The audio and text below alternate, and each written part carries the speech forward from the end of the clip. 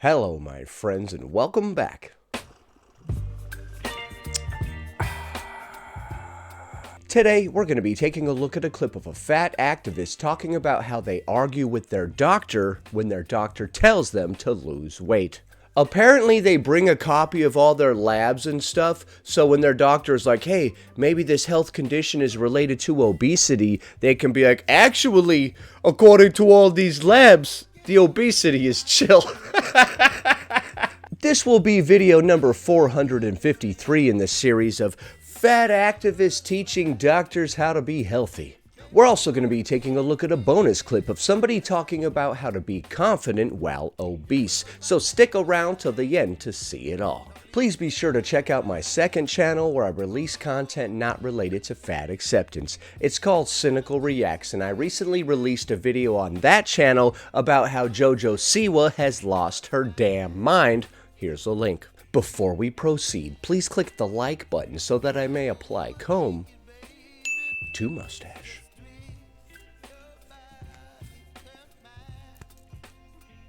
Let's talk about being fat and going to see a doctor, because I'm sure if you are fat, like myself, I don't know if you can tell, but I'm a little bit of a fatty, it can be pretty triggering and traumatizing to go to like any medical professional. Quick little public service announcement here. Traumatizing isn't when something happens that you dislike. Because they love to assume no matter what you're going in for, the solution, lose weight. Okay, I can see how that would be very traumatizing. Okay, go in for an ear infection, it's because you're fat. You go in for a broken toe, it's because you're fat, baby. Hey, you don't think the broken toe was related to the weight? Come on. Doctor, I keep breaking all my toes repeatedly. What's going on here? Going in, you're losing your hair. It's because you're fat, okay? Malnutrition. Example, if you don't believe me, a few years ago, I went to see my gyno, who was a male, which was my first mistake. Okay, I'm gonna have to agree. I'm gonna have to say that it's weird to go to a male gynecologist. You're gonna specialize in just that one body part that women have there. Your whole career is gonna be just taking a peek on in there, like... I'm sorry, guys. I'm so sorry. Isn't it a little weird for a guy to want to do that? Are we not considering that a little creepy? You're not necessarily some kind of weirdo just because you're a dude who specializes in looking into... Like, I clearly don't even know what the hell a gynecologist does. I think that they just take a peek in there. Like, their job is literally just to visually inspect. I'm sorry. What the hell? Where's this video even going? What is this? Am I being stupid? Am I being weird here? Or are they weird? Let me know in the comments below. Anyways, I went in for kitty pain, okay? You went in for kitty pain? At first, I thought that she was mispronouncing the word kidney. But now that I'm paying more attention, I hear that she went to the gyno. So she had kitty pain. Okay. He goes down, does exam, literally pops up from checking out my kitty and goes... He pops up? Okay, did he pop up in like a hilarious way or anything? Alright, I'm done looking at your kitty. We got a lot of problems down there, let me tell you. While I was down there, I did some poking around, and you've got a couple O-rings that also might need to be replaced. So, yo, I found a lot of serious problems with your kitty when I was down there. Jesus Christ, you scared the crap out of me popping up like that, damn! Should I go ahead and schedule you? Should I go ahead and schedule you for an appointment next week, or? Oh man, I've seen a lot of kitties, but that one, woo! Woo! Sorry. I'm gonna refer you to a nutritionist. What is a nutritionist gonna do for my hurt kitty? For your hurt kitty? I wish you would stop saying kitty. You're making this really weird, man. You went to the gyno because you had pain in your kitty, and he referred you to a nutritionist. You're like, Doc, I wasn't shoving any of that stuff in my kitty, I was eating it. Gee, Doc, I don't see how eating more pineapples is gonna help with the problem that I came here for. Doc, what? So that's just one horror story. I will share the rest a different day if y'all need it, but you get the picture, right? If you're fat, they really don't care. That's all they seem to care about. From my experience, allegedly. From my experience, but then you said allegedly. So you don't know if you experienced it or not.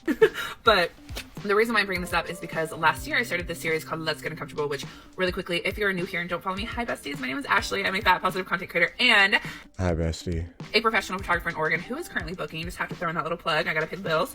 But I started this series called Let's Get Uncomfortable last springtime to really help people learn to fall in love with their bodies, wear what they want, do what they want, and stop letting their weight hold them back from living their lives. Because All right, so you started a series called Let's Get Uncomfortable that teaches people how to live their lives while fat. It's a good name because it is very uncomfortable to be overweight. we are beautiful, we are just because you're fat does not mean you have to live a very small, secluded life and not enjoy it, right? When did anybody accuse people living in a larger body of living a small life? What the hell does that mean? I may be fat, but I'm not gonna live a small life. That tracks. I may be bald, but I'm not gonna live a life with a bunch of hair. Yeah, I know.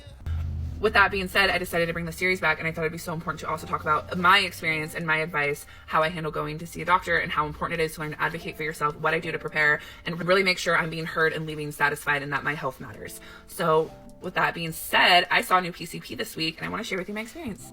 You smoked some PCP this week and you want to share with me your experience. Oh man, I don't recommend that. No, I'm just kidding. I know a PCP is a doctor. So I met with my general doctor on Monday, and the reason why I was going to meet her is, for one, I haven't had a doctor in over 15 years, so I should probably have one. And two, I've had super bad dizzy vertigo symptoms since having COVID in December. Like literally every day it's been ruining my life. And Okay, so you've had vertigo? I see a specialist about it, but it's not till the end of April. So I was like, girl boss, I can't wait that long. I need to see someone for some kind of guidance, right? So that's what I was going in. Wait a minute, she said, girl boss, I can't wait. I need to see someone. Hold on.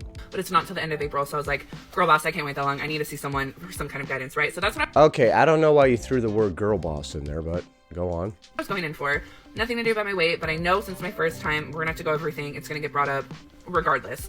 So I was mentally prepared of how to handle it and how to talk about it and set my boundaries of what I'm comfortable and what I'm not, and really, really learning to advocate for myself. And That's weird. I don't need to set any boundaries in my doctor's office. We just talk about things and then figure out what to do.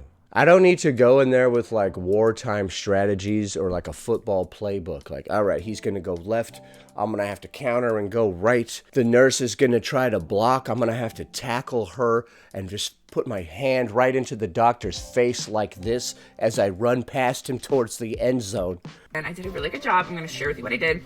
First thing I did was I brought my lab results with me, okay? And really quickly, As if your doctor doesn't have access to your labs. He's likely the one that ordered them. ended up getting my labs done a few times now with my new gyno, who's a woman. She's amazing. But I've been really on top of getting my health in check and making sure I am all healthy and good to go. And plot twist, I'm a fat, healthy person. Crazy. But What, because your blood work was good? Well, I mean, obesity is considered a disease, so it doesn't really matter if our blood is good if we're also suffering from a chronic illness. what I'm saying is my lab showed that, like, I'm not pre-diabetic, my cholesterol is good, my heart's good, all of that's good, right? How are your cardio levels? How's your joint pain? How is your mobility? Those would be my questions. Can you get up off the floor without using your hands? Can you stand on one foot and tie your shoe? These are a couple of mobility tests that I just learned about recently. Somebody left a comment about them. So I have that evidence that I'm bringing with me. So I have these documents in case anything gets brought up or she's like, oh, maybe it's because you're pre-diabetic, probably because you're fat. No, it's not. Okay, so we go to the doctor for their advice so that we can argue with them when they give it to us. Actually, doctor, according to your very own labs, none of this is related to my weight. All right, professor, tell us more. Whatever reason it could be linked to my weight, it's not, and here's the proof, right? So if you have that accessibility or funds or whatever it is, I know it's different for wherever you live, but if you're able to go get lab work done, you should anyways, because it's important to know what your blood work is and your health status anyways, but also have that proof and have that documented with you to bring in and just be like, hey, actually, like, that's not the reason why. Blood work doesn't prove any of that, my friend. If a doctor orders blood work for you and the blood work is fine, but you have other complaints such as dizziness and vertigo, then I guess it's not fine. I guess you're not the epitome of health that you thought you were because you have this other health condition not related to the quality of your blood. That is some dank-ass blood, and we're very proud of you, but it's completely unrelated to the problems caused by your obesity. And if they still don't believe you, you can be like, well, here's my lab work to prove that. So can we get back on track, please, and the issue and not my weight? Yeah, talk to your doctor like that. Yeah, can we get back on track, doc? I'm here to talk about all my broken toes and my crippling knee and joint pain. Not about my obesity. All right, so you say you've got crippling knee pain. According to the blood work, you're good to go, so I don't know what your problem is. Leave. That was my mindset going in. So I was like, okay, I have all the paperwork for proof. That made me feel a little bit better. And the other thing I did was really practice, which sounds silly, but it's so helpful, at least for me and how I like For me. handle situations. But I practiced and been like, hey, like, I know I am overweight. I know I'm fat, but I am healthy. They don't like the term overweight because it implies that there's such thing as a normal or healthy weight. That's why they like the term fat. All the lab works. I don't want to get into depth about it because I don't feel like I need to explain it, because I don't feel like skinny people need to explain it. But I eat really well. I do CrossFit 4 times a week. I live an active life. I live a healthy life. I am just fat. Yeah, you seem to be in the same boat as a lot of people. You're trying to lose weight by doing all this exercising and stuff, but you haven't got the diet in order, so it's not working. Like we always say, you can't outrun a bad diet. That is that. So can we please get back to why I'm in here? Okay? Or something along those lines. However you would feel comfortable doing it, but practicing it really, really helped me because I'm someone... Well, maybe since you told them I'm exercising, I'm doing all these healthy behaviors and stuff, but here I am. Maybe that's why they tried to refer you to a nutritionist. That is just like, okay. Like when my gyno told me I needed a referral to a nutritionist for my hurt kitty pain, I was like, oh, okay. What did you do to your kitty? Did you sprain it? Is that a thing? So it really just takes practice and to where I felt comfortable and confident to say these things because I know myself and I need to trust that. Another thing is really trusting and knowing that you know your body. No one's going to know your body or how you feel like you do, and make sure you know that going in there. The appointment actually ended up going so well. She is so sweet. She was amazing. She did not bring up my weight once until I brought it up and all of the issues. And she's like, you live a very healthy lifestyle. You are a very healthy person. And we like talked about the dizziness, and she really heard me and listened to me. So that was a really amazing. Okay, so I'm getting confused here. You went to the gyno, you were talking about your kitty pain. Now you're talking about dizziness. That would be pretty weird to bring up with the gyno, I feel, right? You just start treating the gyno like a regular doctor. Doctor, I'm dizzy all the time. I'm fatigued. I've got various medical conditions. I'm a gynecologist, so if any of this is related to, that, then I can help you with it. But the dizziness and all this other stuff, I don't know, man. This is vaginal dizziness. I don't know if you've ever heard of this. I'm so sorry. This is so fucking stupid. Experience, a doctor's experience I had, and I didn't even have to use the lab results or anything like that. So that was really, really great. But so the other thing that really helped me and feel comfortable before going into the doctor's office was I did a lot of research on the doctors, and I also reached out to my other fat friends or people who might have had medical trauma and been like, hey, if you're comfortable Medical trauma. I don't think you understand what the word trauma means. talking about it or sharing, do you have a doctor you really like or have had positive experiences with or aren't fat phobic? Just really trying to do your research and talk to other people. That's pretty weird that the kind of research you do into your doctor is to see whether or not they're nice to people living in a larger body. Other people would probably look up like whether or not there are lawsuits against this doctor for negligence and various other reviews about their competence. We don't really care about that. They just need to be nice to fat people. You go to like the most incompetent doctor that can't do a damn thing just because he's friendly to you and won't mention your weight. Who may have similar experiences as you or similar bodies as you, and just really trying to find the right doctor.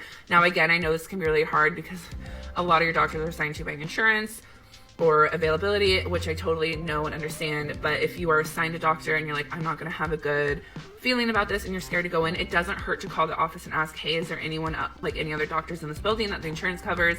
All right, so you're doctor shopping for a fat positive doctor.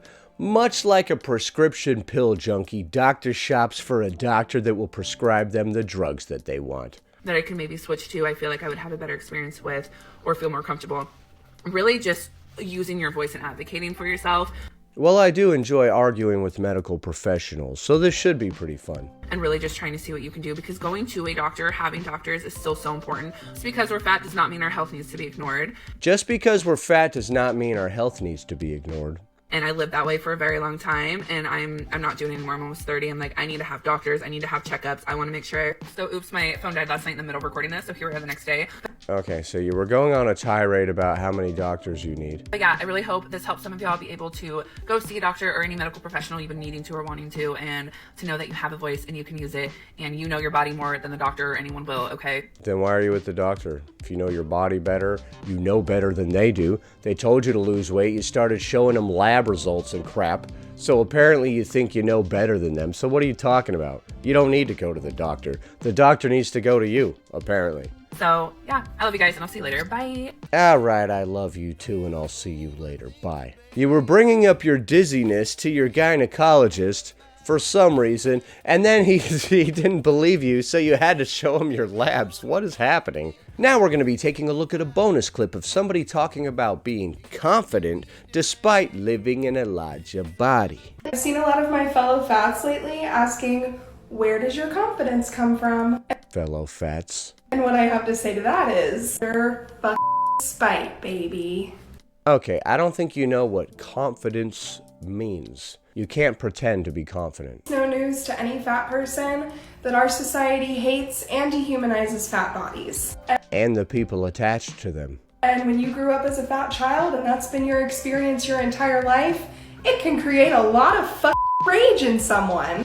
Okay. Anger is not only a completely valid emotion, it's a motivating one. Okay, so your confidence comes from spite and anger. Okay, like I said, I don't think you understand what confidence is. It personally motivated me to do the exact opposite of everything I was ever told I was allowed to do. You think you can tell me what to wear? Watch me, bitch. How old are you? I'm pretty sure I hear a child crying in the background, so you acting like a 13-year-old rebellious child is fairly confusing here. You think you can tell me who to date? Watch me, bitch. What? Who are you talking to? Watch me, bitch. Like nobody's telling you anything. What are you talking about? Who is this addressed to? Think you can tell me the dreams that I'm allowed to have? F off. Oh my gosh, she's so edgy. She said the F word. Society tried to tell her how to live, but she just wouldn't let them do it. You think I can't date who I want? Watch me, bitch. Try to stop me. What? Who's trying to stop you? I don't know you. Who are you? This is why I don't claim to be confident or inspiring for loving my body. You just did claim to be confident, and you said that it came from spite, and then you said you were really angry or whatever because people had mistreated you when you were younger, and that was also a source of confidence for you, which didn't make a whole lot of sense, honestly. I've simply never been given a choice, and I will never let them win.